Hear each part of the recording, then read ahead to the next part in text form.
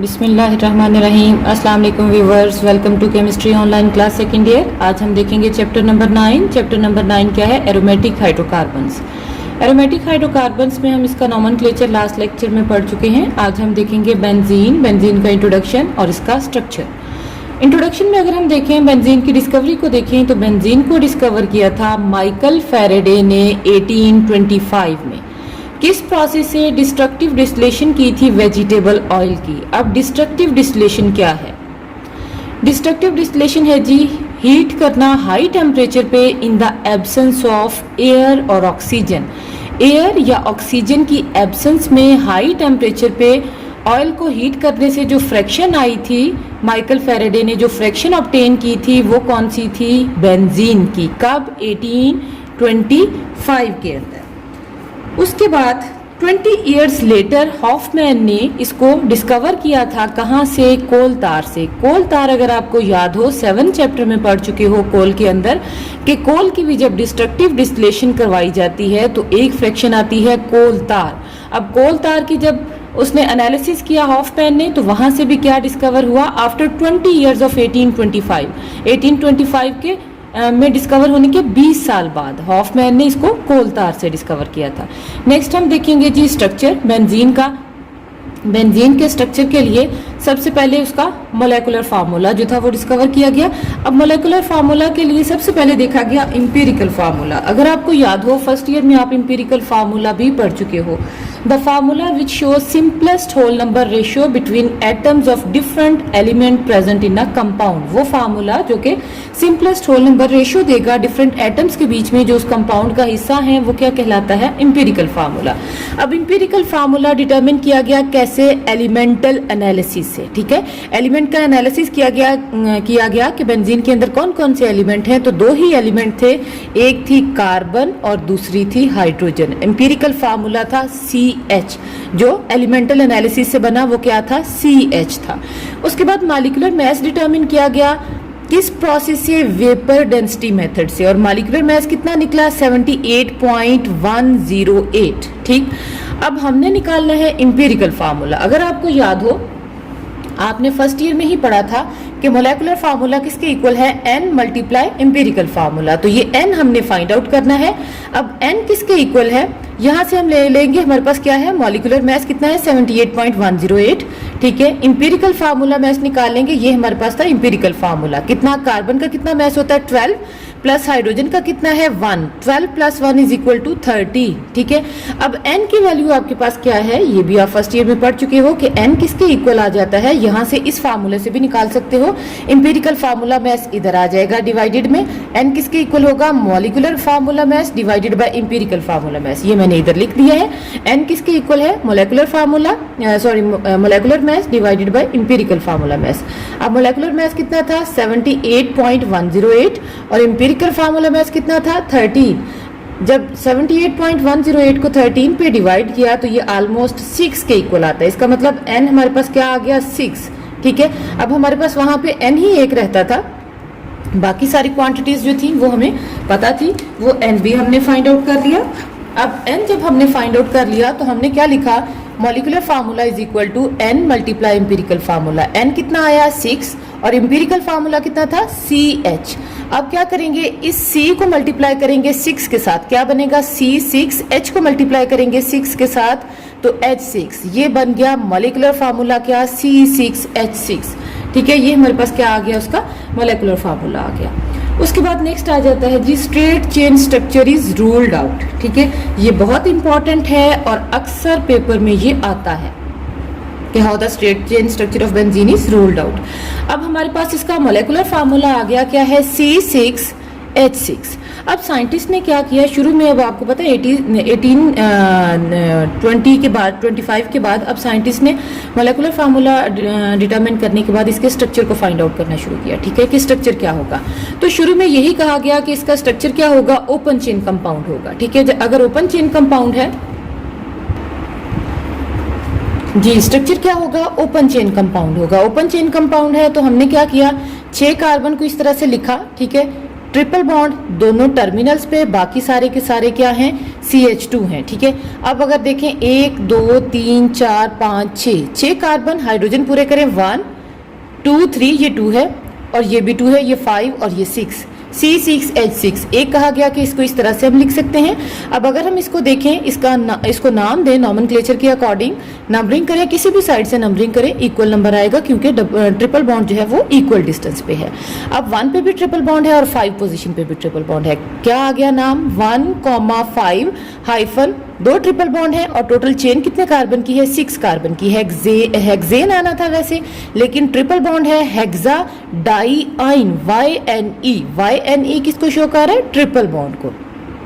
उसके बाद अगर हम देखें नेक्स्ट पॉसिबिलिटी क्या थी, नेक्स्ट पॉसिबिलिटी ये थी कि 2 हमारे पास डबल बॉन्ड हो और एक ट्रिपल बॉन्ड हो, ठीक है। इस तरह से इसको अरेंज कर लिया, ठीक।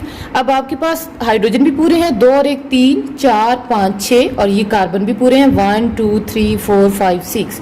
इसका मतलब क्या हुआ कि ये स्ट्रक्चर के अकॉर्डिंग, मोलेकुलर फार्मूला के अकॉर्डिंग इन्हीं को हमने अरेंज कर लिया है, ठीक है, कार्बन को भी और हाइड्रोजन को भी। अब अगर इसको नाम दें, नाम देने के लिए सबसे पहले हम नंबरिंग करेंगे। नंबरिंग इस साइड से करें या इस साइड से, रूल वही है, सेम नंबर आएगा, ठीक है, क्योंकि सारे के सारे डबल ट्रिपल बॉन्ड जो है दोनों साइड से इक्वल लेंथ पे हैं। अब डबल बॉन्ड कहाँ पे, अगर आपको याद हो, आपने पढ़ा था अगर डबल और ट्रिपल बॉन्ड दोनों प्रेजेंट हैं तो नंबरिंग करते हुए पहले प्रेफरेंस किसको देनी है, नाम देते हुए डबल बॉन्ड को। अब डबल बॉन्ड है 5 कार्बन पे भी और 1 कार्बन पे भी, नाम क्या आ जाएगा, 1,5, ठीक है, 6 कार्बन की चेन है, हाइफन हेक्सा डाइईन। अब डाई का मतलब क्या है, 2 और इन का मतलब क्या है, डबल बॉन्ड। आगे ट्रिपल बॉन्ड भी है, वो किस पोजीशन पे है, 3 पे, हाइफन 3 हाइफन आइन। अब 3 आइन का मतलब क्या है कि 3 पोजीशन पे, आइन मीन्स ट्रिपल बॉन्ड है। ये स्ट्रक्चर बने। अब इन स्ट्रक्चर के अकॉर्डिंग हम कहते हैं कि अगर बेंजीन स्ट्रेट चेन मॉलिक्यूल है तो इसका ये स्ट्रक्चर होना चाहिए या फिर ये स्ट्रक्चर होना चाहिए। अगर हम देखें इन दोनों स्ट्रक्चर को, इसमें क्या है, ट्रिपल बॉन्ड और इसमें क्या है, डबल बी और ट्रिपल बी। अगर आपको याद हो, आपने पीछे पढ़ा था कि ऐसे कंपाउंड जिनमें डबल और ट्रिपल बॉन्ड हो, ये किसके साथ रिएक्ट करते हैं, KMnO4 के साथ। पढ़ चुके हैं ना पीछे, अल्कीन और अल्काइन में KMnO4 के साथ रिएक्ट करते हैं, लेकिन ये सारे के सारे रिएक्शन देंगे, ठीक है, लेकिन बेंजीन जो है ये इसके साथ रिएक्ट नहीं करता। बेंजीन KMnO4 के साथ रिएक्ट नहीं करता, ठीक है, बेंजीन KMnO4 के साथ रिएक्ट नहीं करता, ठीक है। इसका मतलब क्या हुआ, मतलब उसके कलर को चेंज नहीं करता, जो पर्पल कलर है वो पर्पल ही रहता है। इसका मतलब क्या हुआ कि बेंजीन का स्ट्रेट चेन स्ट्रक्चर नहीं है, ये दोनों स्ट्रक्चर नहीं है। अगर इन दोनों में से कोई सा भी होता तो KMnO4 के साथ रिएक्ट करके उसके कलर को चेंज कर देता, लेकिन बेंजीन ने चेंज नहीं किया। इसका मतलब क्या हुआ कि बेंजीन का ओपन स्ट्रक्चर नहीं है। उसके अलावा अगर हम देखें, बेंजीन जो है ये 3 मॉलिक्यूल ऐड करता है। क्या करता है, ऐड करता है, मतलब अनसैचुरेशन है, एडिशन रिएक्शन दे रहा है ना, तो एडिशन रिएक्शन अनसैचुरेटेड कंपाउंड की होती है प्रॉपर्टी। अब बेंजीन 3 मॉलिक्यूल ऐड करता है, किसके, हाइड्रोजन के भी और हेलोजन के भी। इसका मतलब इसके अंदर कितने डबल बॉन्ड है या ट्रिपल बॉन्ड है, जो भी है, 3 इसके अंदर पाई बॉन्ड है। अगर हम यहाँ पे देखें, 2 पाई बॉन्ड ये और 2 पाई बॉन्ड ये, 4 पाई बॉन्ड। अगर यहाँ पे देखें 1 2 3 4, इन स्ट्रक्चर में कितने पाई बॉन्ड है, 4 पाई बॉन्ड है, जबकि बेंजीन कितने पाई बॉन्ड बना रहा है, कितने मॉलिक्यूल ऐड कर रहा है, 3। इसका मतलब कि बेंजीन का ये वाला स्ट्रक्चर नहीं हो सकता। एक ये पॉइंट था। नेक्स्ट है जी नेक्स्ट है बेंजीन कौन सी रिएक्शन शो करता है, बेंजीन कुछ कंपाउंड्स के साथ सब्स्टिट्यूशन रिएक्शन शो करता है, लाइक नाइट्रिक एसिड और सल्फ्यूरिक एसिड, ठीक है। अब ये जो सब्स्टिट्यूशन रिएक्शन है ये किसकी हमारे पास प्रॉपर्टी है, ये है जी सैचुरेटेड हाइड्रोकार्बन्स की, ठीक है, सैचुरेटेड हाइड्रोकार्बन की प्रॉपर्टी है। इसका मतलब बेंजीन अनसैचुरेटेड, ये अनसैचुरेटेड की प्रॉपर्टी थी, ये किसकी है, सैचुरेटेड कंपाउंड्स की प्रॉपर्टी है, ये हाइड्रोकार्बन्स की। अब इसका मतलब क्या हुआ कि बेंजीन अनसैचुरेटेड भी है, लेकिन उसके साथ साथ सैचुरेटेड के रिएक्शन भी शो कर रहा है। मतलब क्या है, इसका स्ट्रक्चर क्या होगा, कम्प्लेक्स होगा, ठीक है। इसका स्ट्रक्चर ये वाला नहीं होगा, क्योंकि इस स्ट्रक्चर के अकॉर्डिंग सिर्फ एडिशन रिएक्शन हो सकते हैं, ठीक है, सब्स्टिट्यूशन रिएक्शन नहीं हो सकते। ये किसके लिए है, ये अल्केन्स के लिए है। इसका मतलब बेंजीन जो है ये अल्केन्स की प्रॉपर्टी भी शो करता है। नेक्स्ट अगर हम देखें तो हमारे पास इस स्ट्रक्चर के अकॉर्डिंग हम कहते हैं कि हमारे पास ये हैं 6 कार्बन, 1 2 3 4 5 6। अगर यहाँ पे कोई कंपाउंड आके लग जाए 1 आइसोमर बन जाएगा। अगर यहाँ पे ना लगे, ये मैं 3 स्ट्रक्चर लिख देती हूँ।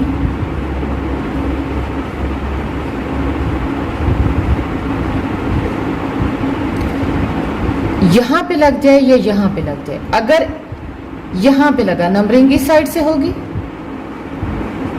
ठीक। 1 पे लगा सब्स्टिट्यूएंट, अगर 2 पे लगे तो ये 2 पे सब्स्टिट्यूएंट आ गया, 2 और ये 3 4 5 और 6, ये 3 पे आ गया। अब अगर सब्स्टिट्यूएंट इधर आए तो नंबरिंग इस साइड से होगी, क्योंकि इस साइड से कम नंबर आएगा, फिर 3 पे आ जाएगा। अब इसका मतलब क्या हुआ कि अगर बेंजीन का एक हाइड्रोजन हटा के कोई आइसोमर कोई सब्स्टिट्यूएंट लगता है तो 3 आइसोमर बनते हैं, लेकिन हमने पढ़ा था कि बेंजीन सिर्फ सिंगल मोनो सब्स्टिट्यूटेड प्रोडक्ट देता है। इसका मतलब क्या हुआ कि बेंजीन का स्ट्रेट चेन जो स्ट्रक्चर है ये नहीं है। उसके बाद अगर हम देखें जी, नेक्स्ट अगर हम देखें कि बेंजीन का स्ट्रक्चर जो कि क्या है C6H6, किसका ये किसका फार्मूला है बेंजीन का, ये किसके साथ मिलता है, अल्केन के साथ, अल्कीन के साथ या अल्काइन के साथ, क्योंकि बेंजीन अल्केन की तरह सब्स्टिट्यूशन रिएक्शन देता है और अल्कीन और अल्काइन की तरह एडिशन रिएक्शन देता है, तो इसका मतलब इन तीनों से मिलता है। अब इसका फार्मूला जो है वो किसके साथ मिलता है। अब अगर फार्मूला में देखें तो ये N जो है ये कार्बन के नंबर को शो कर रहा है। हम देखें C, N की जगह क्या लगाएं 6, क्योंकि 6 कार्बन है, 2 H2 और N क्या आ जाएगा 6 + 2, तो ये क्या आ जाएगा C6H12 + 2 is equal to C6H14। अब H14 है, इसका मतलब क्या हुआ, ये इसके साथ बिल्कुल भी मैच नहीं कर रहा। बेंजीन जो है वो अल्केन के साथ मैच नहीं करता। नेक्स्ट हम देखते हैं अल्कीन के साथ। N तो हमारे पास 6 ही है, क्योंकि ये कार्बन के नंबर को शो कर रहा है, ठीक है। अब क्या आ गया C6H2 × 6, क्या आ जाएगा C6H12। अब हमारे पास फार्मूला क्या है C6H6, ये कितना बना C6H12। इसका मतलब कि बेंजीन अल्कीन के साथ भी मैच नहीं करता। अब अगर हम अल्काइन को देखें C6H2 × 6 - 2, क्योंकि N आएगा, N किसको शो कर रहा है कार्बन के नंबर को, तो क्या आ जाएगा C6H12 - 2 C6H10। अब ये भी फार्मूला इसके साथ बेंजीन के साथ मैच नहीं कर रहा है। इसका मतलब बेंजीन ना तो अल्केन के साथ मैच करता है, ना अल्कीन के साथ और ना ही अल्काइन के साथ। बेंजीन का जो फार्मूला है वो इनमें से किसी के साथ भी मैच नहीं करता। इसका मतलब क्या हुआ कि बेंजीन का ओपन चेन जो स्ट्रक्चर है ये नहीं हो सकता। ये रूल्ड आउट हो गया कि बेंजीन का ओपन चेन स्ट्रक्चर नहीं हो सकता। ये सारे प्रोसेस इसलिए किए गए कि उस टाइम पे ना तो NMR थी, ना कोई और स्ट्रक्चर को डिटरमिन करने के लिए कोई और टेक्निक थी, तो उन्होंने सिंपल वे से स्टार्ट किया कि किस तरह से इसका स्ट्रक्चर जो है वो डिटरमिन किया जाएगा। बेंजीन का स्ट्रक्चर जो था वो तकरीबन 40 इयर्स तक कंट्रोवर्शियल रहा कि कोई कहता था ये है, कोई कहता था ये है, ठीक है। 40 इयर्स रिसर्च हुई, फिर जाके बेंजीन का जो स्ट्रक्चर था वो कंफर्म हुआ। आज का हमारा लेक्चर यहीं तक है कि बेंजीन का स्ट्रेट चेन स्ट्रक्चर नहीं हो सकता। अगर आपको लेक्चर अच्छा लगा हो इसे लाइक ज़रूर कीजिएगा। अपना बहुत सारा ख्याल रखिएगा। अल्लाह हाफिज़।